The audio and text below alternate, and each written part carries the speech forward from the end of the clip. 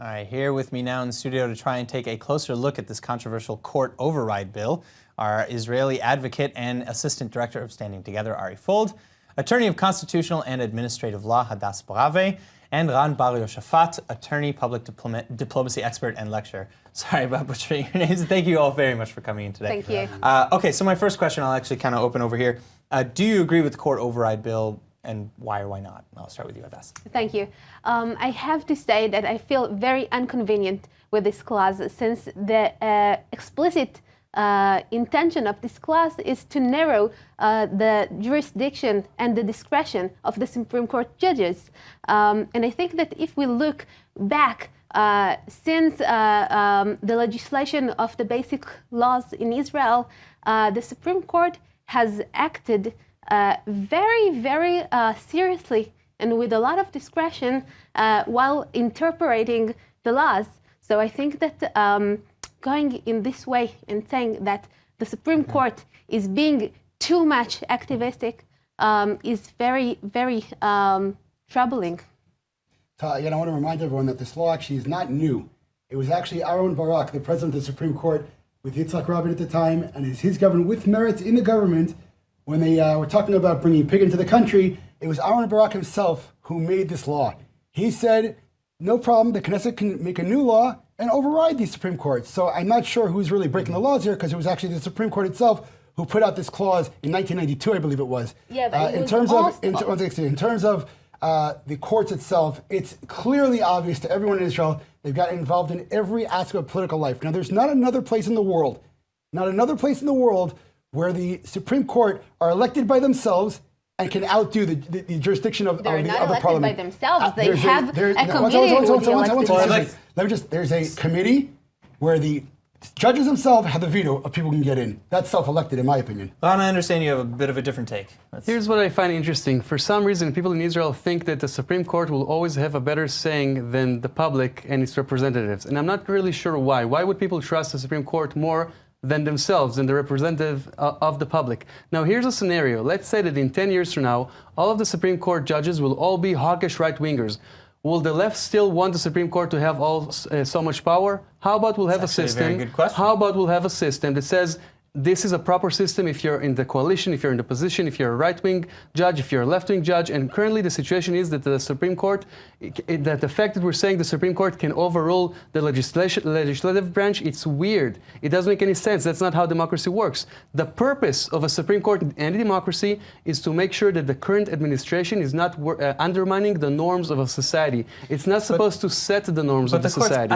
But it's my understanding that the courts are there to interpret the law and are not to put any partisanship into their decisions. In theory, if that was the case, I would be supportive of that. I don't want to cancel the Supreme Court, but I'm saying that currently the Supreme Court is not working according to interpretations. It gave itself power. So, okay, so then wouldn't that be a better solution, to have the court function according to interpretations of the law rather than this kind of partisan thing that we then have to override? The question, who's got the last word? Is it the government that's elected, or is it the Supreme Court that wasn't? And in most places, it's the government that's elected. There is, again, you have in Canada, you have another place in the world where you have this overriding rule, but the last word should be given by the people. The Supreme Court were not voted in. In America, the Supreme Court judges are put up there by the president. It's a political. Here in Israel, it's their own little group, and it's really, to take the power out of the people is undemocratic. I think that democracy is not just the power of the people. It's also the ability to protect minorities, and we see it with the asylums regarding your So they're not a minority of the country. They're illegal aliens. They're illegal infiltrators. So that's in your opinion. No, in other people's opinion, they are people which are being in danger. No, according to the law, they are not. Well, so that's I think in debate, because if we're going to talk about who has applied, who's faced difficulty in applying for asylum, who qualifies for refugee status. In order to get asylum status, you have to apply. I think that's a more complicated issue that we don't really have time to get into. But three short points here. Number one, I'm not sure why the assumption is that the Supreme Court will take care of minorities, but the government will not. Let's say the Supreme Court is all right-wing, hawkish judges and the government is all left-wing.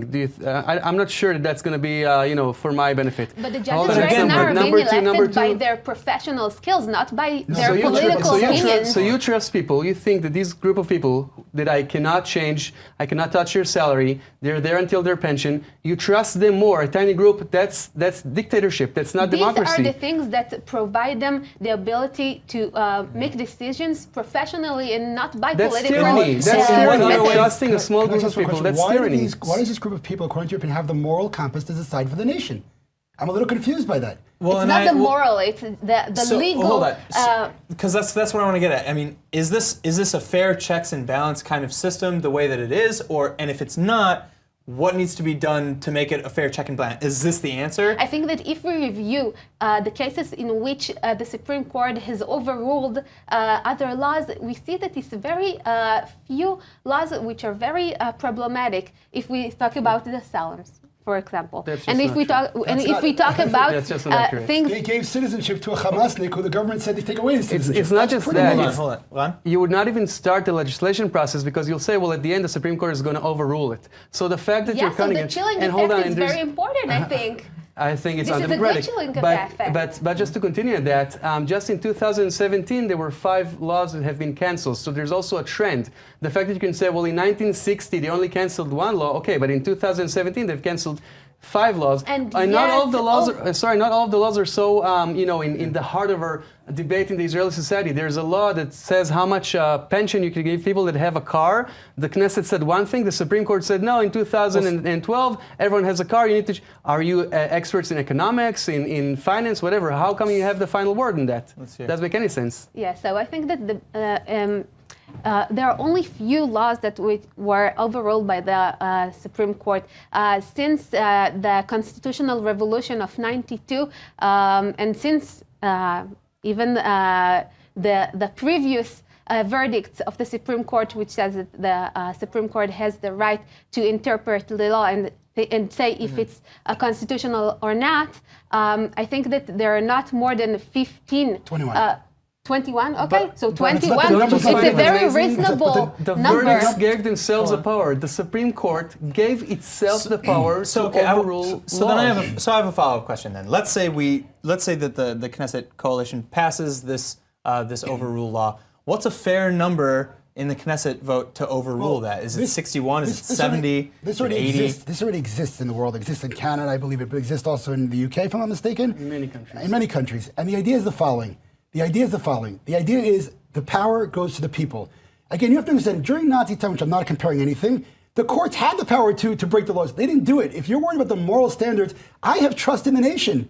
I do. And they vote for their leaders. To say that a closed group of people, of elitists, have the power to shut down the Knesset, the power of the people. Okay, so then again, what's fair? What's a fair number? Because in other Western parties, we're talking at least 2/3 majority to overrule. No, I don't need that. Either 61 or 1 to 2. In other words, either it's just a majority, which, by the way, in 1992, that's what it was. But it's simple. No, it's not true. In Canada, you need a regular majority, okay, to overrule the Supreme Court. But here's the thing. I'm not against the Supreme Court. I'm very happy I have a Supreme Court. If anything, it's the opposite. I want to trust my Supreme Court.